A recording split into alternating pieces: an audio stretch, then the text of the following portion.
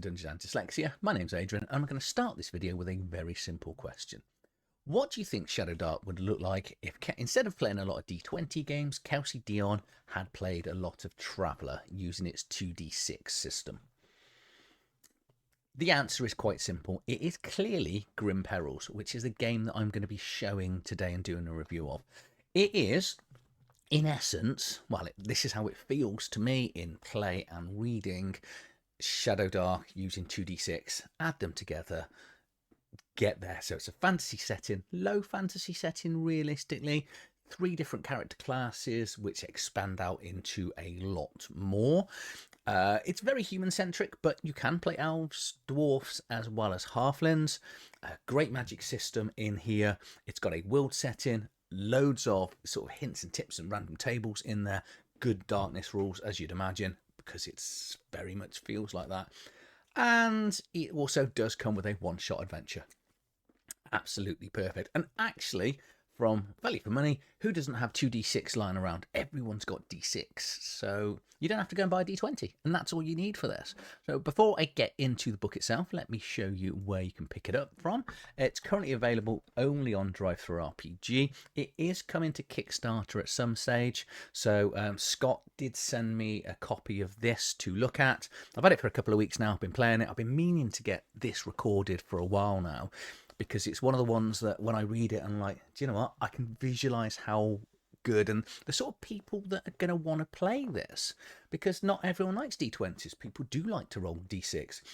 We have that debate on my Discord, you know, what's your favorite dice? Mine's always D12, and people love D6. So this is going to give you that Shadowdark or fantasy setting with rolling 2d6. So let me, well, it's currently on sale, which is a perfect timing. So if you want to grab this PDF only, which you can get it from, it is coming in, what's that, £3.70, normally at £6.66. That's probably about $8 from the conversion. So I'm guessing it's around about 4-ish US dollars. And say it will go to print through Kickstarter at some stage. I'm not sure exactly when it's coming. It's probably in the next month or so. But when it does appear, I will let you know on all my socials. I'll sort of ping it out.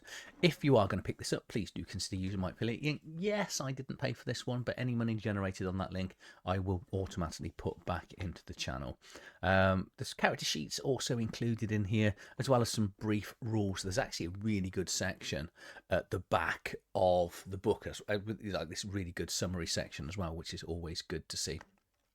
So I think I've probably messed around and wasted enough time. Let's now just jump over and get to the front cover. So here's the front cover of the book. The book itself's coming in at 198 pages, so you're getting a lot of bang for your buck from this. Cover art I really like. I think it pretty much shows off the 3 different styles of characters the players can have. It does expand out more from there, but we'll see. It's still really rules light as well, but it does offer a lot of choices specifically for the magic classes. And yeah, let's just get into it. So here we've got a quick find index. So if you're looking just for a sort of some of the things like action checks, conditions, combat maneuvers, initiative, it will just take you through in the book. Not hyperlinked, so but it's here. This is quite handy. Well, it's written by Scott R. Pyle, and there's got a variety of design layout people here covered, artists, and more importantly, as you can see in the bottom right hand corner, crafted by human hands. So no AI has been used in any of this book, which I think it's now quite important that nowadays we are actually letting people know. You know, there are a variety of books and zines and art that's being used from AI, which if you're going to use it, I just think you should be honest. So if you're not going to use it, go and tell people, show off, tell everyone on your creation that, you know, it has been made with the use of humans. So going over to the next page, we're going to get into the table of contents. The book itself is divided into 6 chapters, which will go from introduction and basics, which is your rules, which is what 7 pages really. Obviously the combat rules, as you imagine, are a little bit larger. Then character creation and magic is in there. Then we've got actions and combat, experience and advancement. This is a level-based system. So again, it will feel a little bit Shadowdark 5th edition. If you're familiar with that, you know, over time you will get additional things. that can be random, can be picked, but we'll get to that once we get to the experience. We've then got a wonderful section, it's nearly 60 pages of NPCs and foes, and you can create NPCs from scratch. And there's probably 40 or 50 pre-generated NPCs in here as well.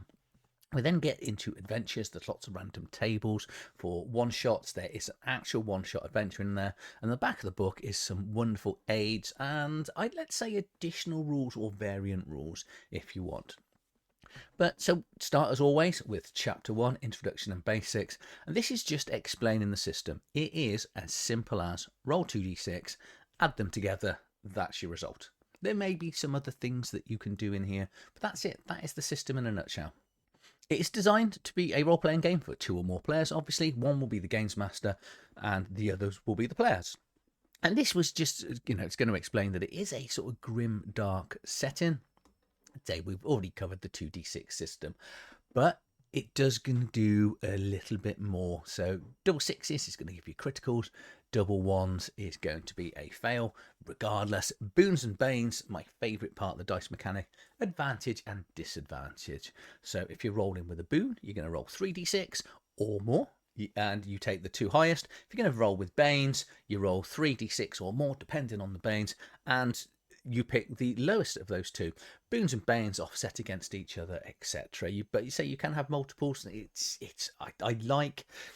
Always do like being able to roll more dice. I think it's by far my favourite part that came out of 5th edition, and I'm liking the fact that so many other systems are now using that. We might find that there are dice modifiers, positive or negative. These are mainly going to come from character attributes or skills or backgrounds, and this is just going to be a static, might be a +2, so you roll 2d6, you get 7. That becomes a 9. And you are looking to achieve target numbers. Target numbers is the difficulty to equal or exceed. So if it's an easy check, the 2d6 must add up to 4 or more, and going through to moderate. So your routine check, you are looking at 6. The average on 2d6 is 7. So if you've got positive stats and you are doing a routine check, it should be relatively simple to pass these. There may be some extended dice rolls here, so if you're looking at sort of running over stuff or breaking into a safe or a vault, you might need more than one check, and it just takes you through how to do this in there. Certain tables in this book are D66, so that is you're just going to roll 2d6. You can either have them at different colours, or the first one you roll will be the tens unit, and the second one will be the units. So if you rolled a 3 and a 6, technically your roll is then 36. Section here on safety tools. We are seeing quite a lot of this now in tables. It says, use things like poker chips or whatever, and if someone's uncomfortable, just get them to throw it in. Everyone sort of takes a break, and then you either reset or change the story accordingly. That's your rules. That is your rules. Obviously, there is more when it comes to magic and combat, but in essence, that's it. So now we're just going to get into character creation. Come up with your own name, or roll a D66 2 or 3 times, depends on whether you want middle names, male names, female names, and surnames in here. So you can just roll it multiple times to say or pick it.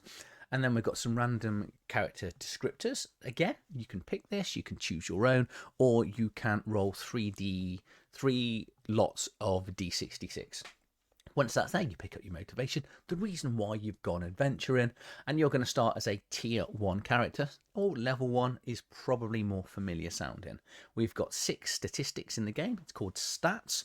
Strength, physical strength, dexterity, your ability to dodge, melee attacks, constitution, toughness and hardiness, intelligence, your smarts, how bright you are, perception, your ability to spot things. So if you're, again, D&D fan, perception has been bought in instead of wisdom. And then finally we've got willpower here, and which is effectively replaced charisma. So there's no sort of charm type stat in here, but your attributes are going to range. I think 5 is the highest it can get to. So the maximum you can get over time is 5. And to create your character for your stats, you're going to roll 2d6, and depending on the total you get will determine how many pluses you get to add the stats. If you don't like that, there is a static one, so everyone can have the same number of stats. Then you're going to get some luck as well, but luck is explained more in chapter 3. I would love to have seen a hyperlink or a page number linked in these, so I don't know whether that's coming at some stage before the final sort of finished book is done. But I kind of think if you're going to lead on to have, tease something in there and then cover it later on, just have either a hyperlink or the page number would be really handy. Health, this is a relatively low health game. You're not going to have those characters as they're going up levels going to have a huge amount of health, but health is hit points, and the more health you've got, the longer it's going to take to die. Everyone starts with 15. You're going to add your constitution bonus and then your profession bonus or class or occupation. So that is what this is. So here we go, +1. I should say this book does a huge amount of brilliant examples. Nearly everything is exampled, which I think is a really, really good sign of good writing that just allows the players and the games master to fully understand exactly what's going on. We have got 3 adventuring professions. We've got the Walleter, the Warrior, the Magnus, and the Expert. Okay, can you roll a d6? And do it randomly, or the players may pick. And the same when it comes to backgrounds. But the warrior, this is the martial type. They're going to, each of the professions are going to get a couple of additional points onto some stats.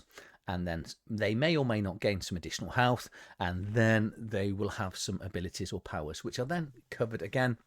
These abilities are covered in chapter 4.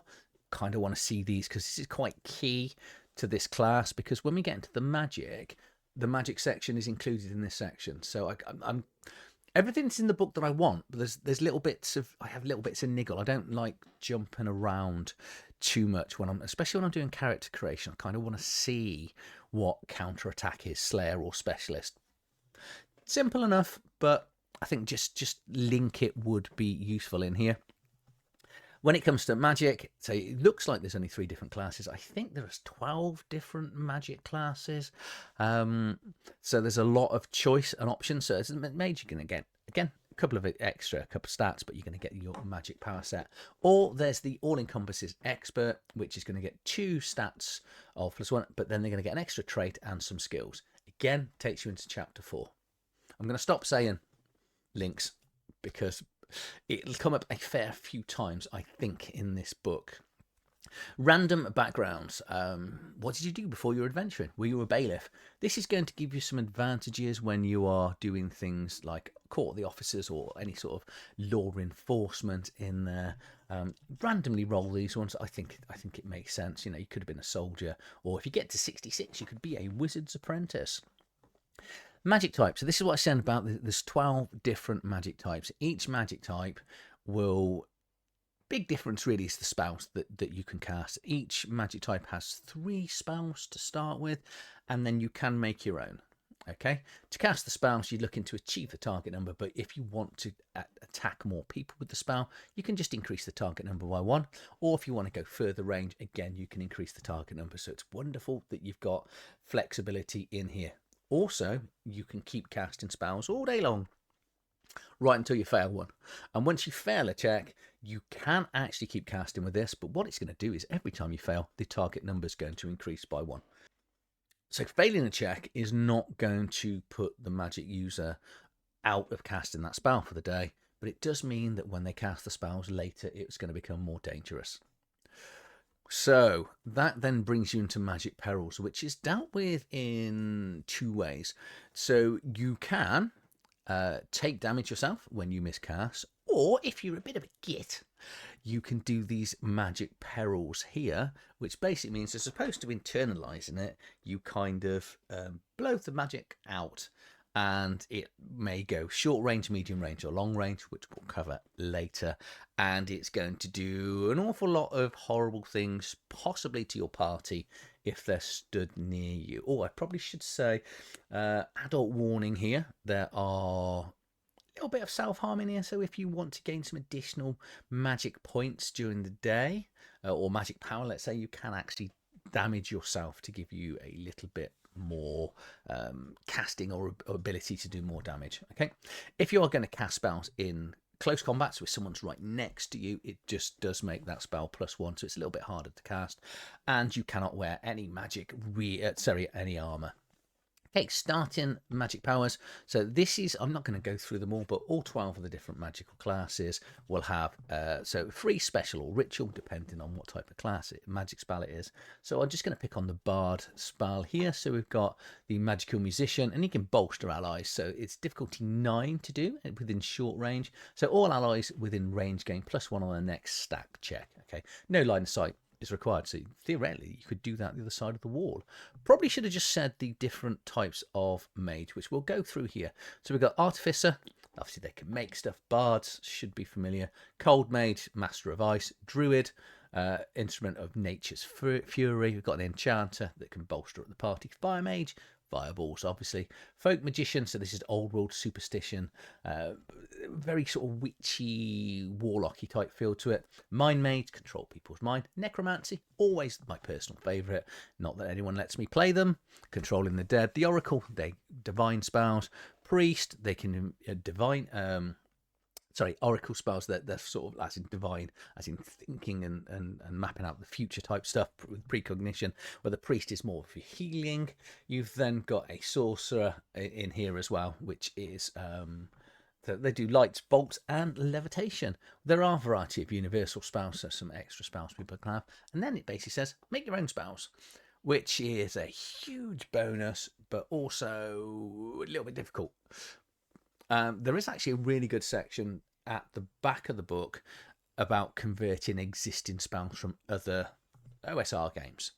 So I think, again, all of my issues with this book are layout from, whether it's me, I don't lay out books, I don't know much about this, but I kind of think I would have liked it laid out slightly different, but it's a complicated thing to do. I appreciate. So we've got quirks here. So you might have a quirk of your character, which could affect your luck points, whether the characters can read and write, and then you've got who taught them. I've never seen a table, but who taught you to read and write. That's quite cool. And then finally, we're going to get into weapons and gears. So everyone will start with a basic adventuring kit, and they potentially may have some other things in here. And then it will just break down the amount of encumbrance you're going to take for the type of weapon. So light weapons, you can take up to 3 of these, which will take up a slot.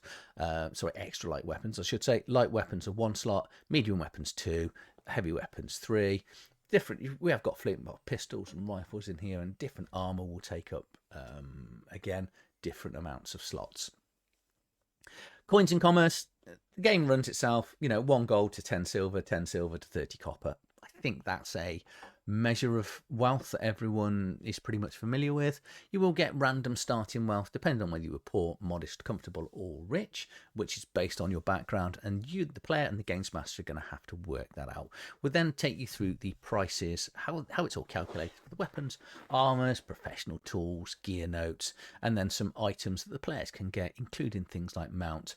And then finally, you're going to get this unobtainable desire table. So this is something the players will roll, and it will be a really grand something they kind of try and do. So for example, help the lost child bridge the gap between worlds. So this is more of it's not likely to ever come out, but it's going to give the games master some really good ideas of sort of long-term goals to try and fit in. Chapter 3 will then take us through actions and combat, which is nice and simple. You're going to start the round with initiative. Initiative is done via playing cards. You deal everyone a card through from an ace through to 10. Whoever gets the ace goes first, whoever gets the 10 goes last. It's as simple as that. So this should be very familiar for anyone that's played things like Dragonbane or Savage Worlds, that sort of thing. If you have more people, you can still add in the Jack, King, Queen and Joker as well. Movement range in this game is done in zone. Well, it's not zones, it's sort of distances. But you've got close, short, medium, long, and extreme. And it goes 5 feet, 30 feet, 60, 120. Everything else is kind of line of sight, far and away. Character actions, really simple. You get 1 free action, 1 move, and 1 combat action, which will be either fight, spell, or special action. And like most of these games, you can give up your combat action to do a medium, so you'd be able to go from 30 feet to 60 feet. Now, combat is done in a way of you are looking at target numbers against a creature. And again, this is a brilliant example that it puts in here. So we're going to use this giant crab. So it's threat 2, so it's a level 2 creature. Stats D8. So stats is dex 8. That the player needs to roll an attack, which is normally on strength, if it's melee, or dex if it's they're shooting. And what they need to do then is get 8 or more to hit them. If they're casting a spell, they need to get 5 or more, because crabs aren't very good at fighting off spells. When they're attacking into the player's going to roll against their dexterity to dodge, and they need to get 9 or more to not get hit. If they get less than that, then they are going to do the damage, and this is going to be 3 damage times 2. And then we've got some additional features which is already built into the stats. It's actually as simple as that. The players are doing all of the dice rolls. Games Master, just sit back, your arms folded, and do nothing other than run the world, you know, and obviously still move things around. Let the players then roll the damage, because I like letting players roll their own damage. But I'll just explain this. There are breaking from melee. If you want to run away, they're going to get attacks of opportunities. If you gang up, it becomes easier. You can help each other. Fighting against an arm, it's going to be harder to fight. Got some grapple rules in here as well. Say combat casting, reminder, it's a little bit difficult. And you're going to get a +1 to the target number to cast your spells, because the stress of having someone right in front of you trying to poke you in the face with a sword. Range attacks, I think that works exactly the same as the melee attacks, but obviously it works off a different stat because it's coming off the dexterity. You can do volley fire. Obviously, you will need line of sight, and you need to be in range of the weapons to attack. Okay, if you're shooting someone in a melee attack and you miss the person you're shooting at, you're going to get your mate. I always like this rule. It's one of those that I think everyone should try and keep. If 2 NPCs are fighting, these are the rules in here, which isn't going to come up often, so we don't need to worry about that. Combat maneuvers are exactly as they sound. These are additional things that you can do during your attack to either make you hit easier, or, you know, balls rush so you can actually move and attack, or you can go on a shield bash or fully defend. So it's going to give you a lot of options within fighting. Crits. So if you're rolling any crits, you're going to do additional damage. If you're rolling botches, so crits, as a reminder, 2d is 6s on both dice. Botches are automatically misses, which is double 1s. Damage is nice and simple. You roll the damage, you take off the armor. Anything left is going to remove from the health. There's one thing here: no matter how much armor a foe is wearing, a successful attack always does at least 1 damage. So you're always going to slowly kill off whoever you're hitting, which I quite like. I do like that one, that, you know, if you do hit, you're going to do something, because if you've ever worn armor and someone hits you in armor, you're still taking an element of damage whether you're physically hurt or not, just by, you know, having your brain rattled, or, you know, potentially moving around your internal organs as you being hit. Encumbered characters are going to be rolling Banes all the time. We then get the damage modifiers for all the weapons, which again we saw the prices earlier, and then so it's all still split up into extra light, light, medium, heavy, and special. It then gives you all the armor rules and potential damage modifiers that you're going to get on there. The rules for the shield as well. You can sacrifice your shield, so you can actually have your shield destroyed to go through. Morale. As you start fighting creatures, as you kill their numbers or start taking down their hit points if they're the big creature, because not everything fights to the death, chances are they're going to run away. We've got some environmental hazards as well, so poison, flames from a torch, you know, if you're drowning, things that, you know, difficulty target numbers against your dex or con to stay alive. Privation is every character needs to eat, drink, and sleep. So if you don't eat or drink, or get at least 6 hours sleep a night, you are going to be affected into the next day. When you take hit points, this game is pretty old school. This might be unpopular, or at least unfamiliar with newer players, and this gives you negative hit points. So if you've got 4 hit points left and you take 10 points of damage, you're at -6, not at 0. So the players using magic or healing are going to have to pull you back up beyond that, okay? Because every time you are in negative hit points, you're going to make a roll, and potentially if you fail that roll, you're going to die. And when you come back, you are going to do these lasting wounds. I like lasting wounds. This is very Warhammer Fantasy role-playing for me. Well, there's lots of other games do it. So you're going to roll it on this D66 table, and it's going to affect your character. You know, on things you might permanently lose health points, you might lose. You survive unharmed, but you apply a -1 to your luck roll at the start of next session. So there's quite a lot of good little options in here.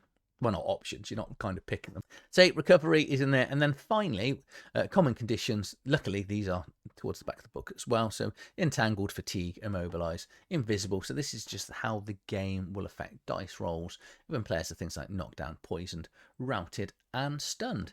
You can use mounts in combat. Damaging items is here. So if you need to knock down walls or, I nearly said trees then, I meant doors. No, I'm leaving it in. Exploration, if you want to go out and try and find things, the harder or further away it is, the more difficult it's going to be. Physical feats, if you want to lift things up, depending on your strength bonus, this is your carrying capacity. If you want to go above that, you're going to have to make a TN 9+ strength check to pick up. Got swimming rules, chase rules. Chase rules is, again, another one of these mini games that's quite interesting. You just doing opposed rolls and trying to create or increase or decrease the distance. Social interactions, not everyone's going to start off liking or hating you. So you're going to roll that initially, and then you're going to go into, again, you got this little game as you're trying to sort of woo someone to liking you, or if it goes wrong, they're not going to react too well to anything you say from that moment on. You've then got a trap section, and 3 example traps. Affliction. Now, this is going to divide people, I think, depending on the types of players you want. This is a in-game, it's not quite a meta currency, but it's kind of like a reputation. So you do good things. I'm going to sound like My Name is Ill. Good things happen. It's that kind of thing. But it's more do bad things, and then you start building your affliction. And as your affliction increases, for every 5, you're going to have certain bane on your rolls, depending on times of stress, and potentially interacting with people. And your affliction is going to, do terrible deeds, exposing oneself to bizarre rituals, potions, and magical shards, suffering spellcasting, backlash, things like that. So, and it will physically affect the character. So you may end up coming out with boils or rashes, or your hair might fall out. You can buy off or rid yourself of your affliction up here in the top right-hand corner. And you really much gives you the example of going into a greater city and finding someone that's going to heal you. So yeah, it's going to become sort of side questy. Luck points can be used for re-rolling. Talked about luck right at the start, and at the start of each session you're going to roll a d6, and if you roll a 1 you can get 1 luck point.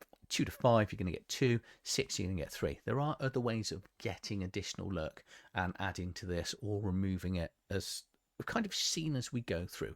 I like the fact it's random. Luck will just allow you to re-roll or gain a boon on a roll, or it can actually cancel off a bane as well.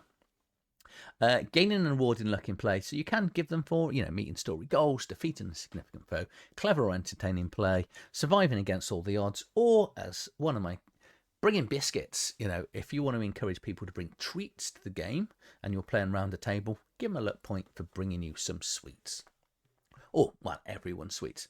Darkness. This is a game where no one can see in the dark. So, being in the dark is bad. Everything is a bane when you are rolling in the dark. So, you're going to want to make sure you've got sufficient torches and people can actually see in the dark for obvious reasons. Chapter 4. Experience and advancing.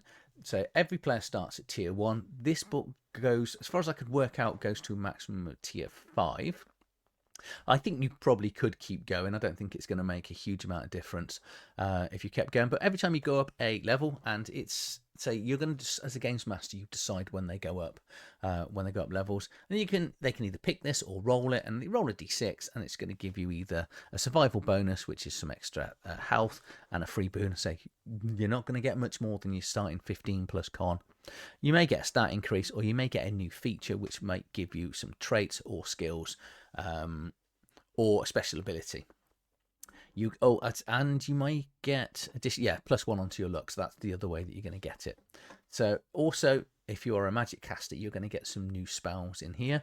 And this is what I'm saying about, I'd like this earlier on in the book. It just gives you your example on how to convert. And this uses the Shillelagh spell from, well, it's from 5th edition, but there's other editions of Dungeons and Dragons. Here is the trait section and the skills section that we've talked about a couple of times. So pick example, a trait here. So these are things that are going to change the ways the players interact with the world. So if you rolled a 12, you are free to get a free boon on all will checks when dealing with animals. Okay, so you might get, there's a companion in here as well, Giant Slayer. When facing foes of threat 4 or higher, you can spend 1 luck and treat any 5s as rolling 6s. That's pretty good.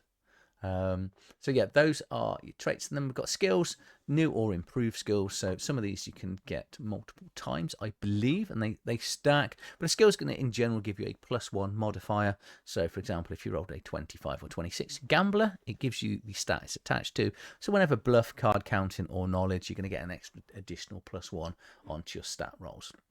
If you want to do good old school domain play, when you're going out and interacting with the world, you can make a domain roll check and you will end up building up basically this meta currency in the game. Then you can spend it to get things like strongholds, minor guild controls, and shrines. So it's kind of just going to run alongside the game for the players, and you're going to have to keep track of it. A little bit abstract, but I do kind of appreciate the fact you've not got to go out like other games and go, well, you need 30 pieces of wood for that and 8 rocks. So that is a little bit, I think this is a better way of dealing with it. Chapter 5 deals with NPCs and foes, and it's going to start off with how you work out the level of the creatures and gives you an example here building around the Minotaur. Say great examples throughout the book, and it's going to give you the descriptors, the threat level, how you work it out, how you add stats, health, their movements, the type of attacks. Are they going to have multiple attacks in here, any sort of gear or equipment, and then any special features or powers they're going to get.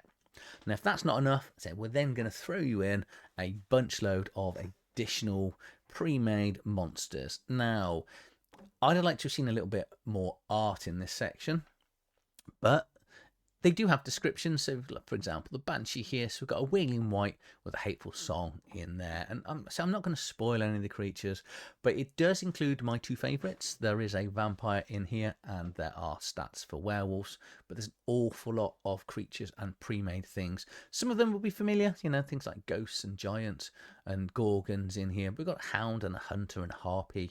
Leprechaun, you don't see many leprechauns in games. So Old Scratch, which is a devilish dealer dressed in fine clothes, he is threat 4 because look at all these powers. And I like when you get these, so different afflictions and random damage, really, and random types of attacks. So we've got a vampire here, and then the werewolf, then finally the wicked witch. Chapter 6, and heading towards the close of the book, and this is just going to deal with world building. It's got your one-shot adventure, loads of adventure hooks and ideas, and random tables for hex crawling, etc. So building the world out, you can have magical zones in here, which is going to make casting spells in them either better or worse. And if you want to do a good old-fashioned hex crawl, then you can, as you players move to the next hex or area, you can randomly roll sort of the temperature, the arctic, whether it's a desert or an ocean, and that is kind of the sort of hex crawls moving around. But okay, and then we're going to go into Europa, the land of adventure.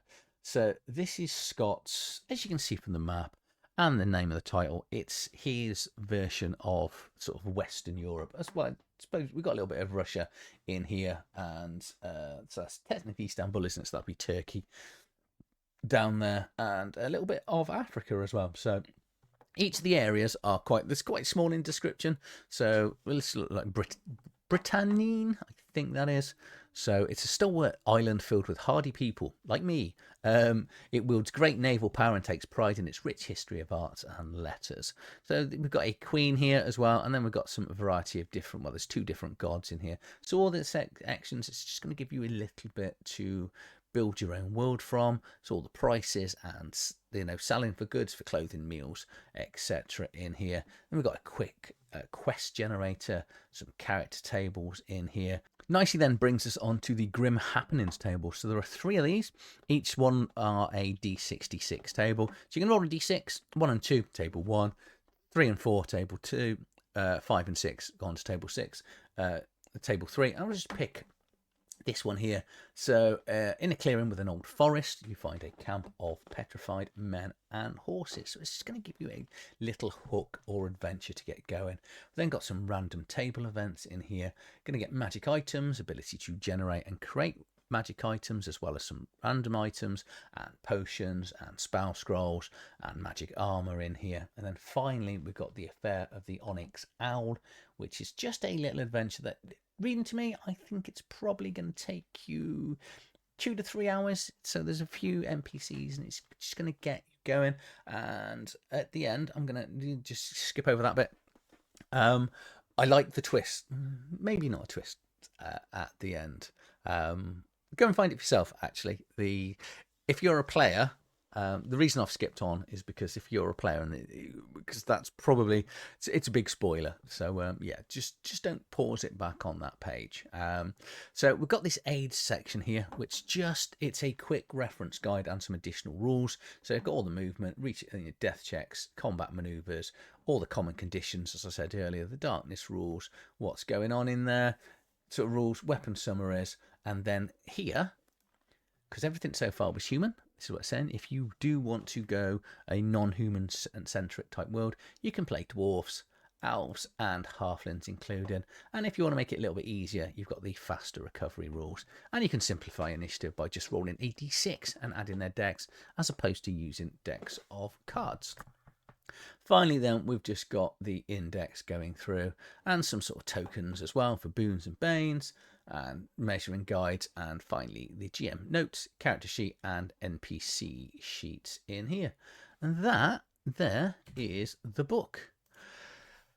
So it's one of those that I was really surprised when I looked at it, because I looked at the front cover and I was like, okay, what do I expect from this? Fancy game, 2d6. Now, and I was like, add them together. See, I love Traveller. Traveller's a great system, and this is Traveller but lighter, which is I've kind of, now I'm in this place because I play a lot of Shadowdark where I really appreciate light games, and I don't want to learn a lot of rules anymore. You know, I do play Warhammer Fantasy Roleplay, but I could never play it now non-VTT, because I need it to do all that hard work for me. You know, running a YouTube channel, jobs, just everything else that's going on in life. Which is why I think there's a lot of us are running to rules light games, and some of us are tired of D20s, and this is a great alternative if you want to do something other than roll D20s. You know, in essence, it's very similar feel, because you're rolling 2d6, add them together, which is, you know, it's the same as DD20. You're running off 6 stats, very similar stats. It's low fantasy. You've got, you know, you can bring in, or probably should have shown them, but I'm not going to go back to it now, but each of the new classes has got, they actually changed some of the stats, and they've got special abilities as well for being halfling, dwarf, and an elf. Yeah, my big niggle with this book is I'm not a massive fan of the layout, or at least that doesn't have the page, you know, the page bits linked in, you know, because you've got the skills and the traits very, very sort of the back of the book. I probably would have brought those forward into the character creation, because I kind of think when I'm building a character, I either want a summary and then everything behind it, or it all in one place. But I love the fact that the rules are right at the front, because I kind of want to know the rules before I get into character creation. But there's just some, you know, the skills and the traits, because where are skills going to come in hand? Because we haven't got any skills. It talks about skills, but I can't see how we're going to get the skills, and you've got to get to quite a chunk of the book. But in reality, it is, I can't say it's super light, because, you know, you've got things like Into the Odd that are really light, and this is light-ish. It's, you know, it's just a step on, which I do prefer, than an out-and-out light game. But yeah, if you want a sort of low fantasy setting, I'm sure there'll be more coming for this as time goes on. But Grimme Perils is a really good change, and sort of, it's very familiar, I should say. If you're playing this, this is going to feel very much like Shadowdark, 5th edition, that sort of thing. But say the dice is more interesting. You get a better curve with, you ask any old school players, I meant to say this earlier, that when I think it was 3.5 D&D, you can either roll a d12 damage or you can roll 2d6. In essence, it can give you the same maximum. It's going to give you a, the 2d6 is going to give you a better sort of bow curve. And some people just like rolling the d12s, and others like that average. And I think it's just great to have that option, because you do see people going, oh, it's d20, I don't want to play a d20 system. You don't have to anymore. You can roll 2d6 and have exactly the same experience as you would do. And say, from a Games Master point of view, because the player's making all the rolls, they're actually, it's quite funny. And it's one of the things I do love about Mort Borg and Pirate Borg and all that, is the players rolling their own death. You can just sit back and go, yeah, it's going to try and hit you. Get over a 9. Oh, you rolled an 8. Oh, well, it's hit you. Yeah. Roll 2d6 damage. Oh, that's nasty, isn't it? So I'm going to leave it there. If you are going to pick this up, please do consider using my affiliate link. I'll let you know on all of my socials when this is being crowdfunded, so you can get a physical copy of it. It's a great fun book. It's on half price at the moment. It's an absolute steal for everything you're going to get in there. So if you do pick it up, please do use my link, and I'll see you on the next video. Thank you for watching.